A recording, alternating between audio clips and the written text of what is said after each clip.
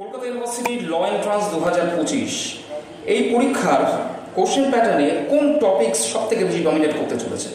Reasoning, legal reasoning, mathematics, নাকি competitive এক্সামে যেমন জিকে কারেন্ট অ্যাফেয়ার্সগুলো অত্যন্ত ইম্পর্ট্যান্ট হয়ে দাঁড়ায় সেগুলো, নাকি অন্য কোনো সাবজেক্ট সেগুলো অনেক বেশি ইম্পর্ট্যান্ট হয়ে দাঁড়াবে এবারের কলকাতা ইউনিভার্সিটির ল এন্ট্রান্সে? আমরা অর্থাৎ ওয়েস্ট বেঙ্গল ল একাডেমি তার ডেটা অ্যানালিসিসের মধ্যে থেকে এবং প্রিভিয়াস যে আমাদের এক্সপিরিয়েন্স, তোমরা জানো যে আমাদের স্টুডেন্টসরা 4th হয়, 30th হয়েছে লাস্ট ইয়ারেও, বর্ধমান ইউনিভার্সিটিতেও তাই। তো যাই হোক, আমাদের এক্সপিরিয়েন্স এবং আমাদের ডেটা অ্যানালিসিস কিন্তু অন্য কথা বলছে। অনেক ক্ষেত্রে আমরা দেখেছি আমাদের স্টুডেন্টসরা বলছে রিজনিং কি স্যার অনেক বেশি ইম্পর্টেন্ট?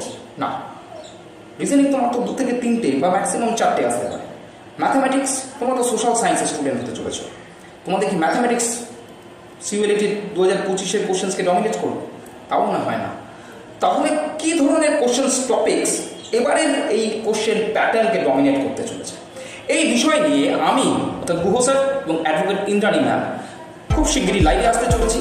আমরা আলোচনা করতে চলেছি ঠিক কী ধরনের স্ট্র্যাটেজি, কী ধরনের টপিক সিলেকশন খুব ইম্পর্টেন্ট আর মাত্র 2.5-3 মাসের মধ্যে, যা কিনা তোমাকে একটা ভালো সিট সিকিউর করতে পারবে, যা কিনা গভর্নমেন্ট কলেজ ক্ষেত্রে অনেক বেশি ইম্পর্টেন্ট হয়ে দাঁড়াবে।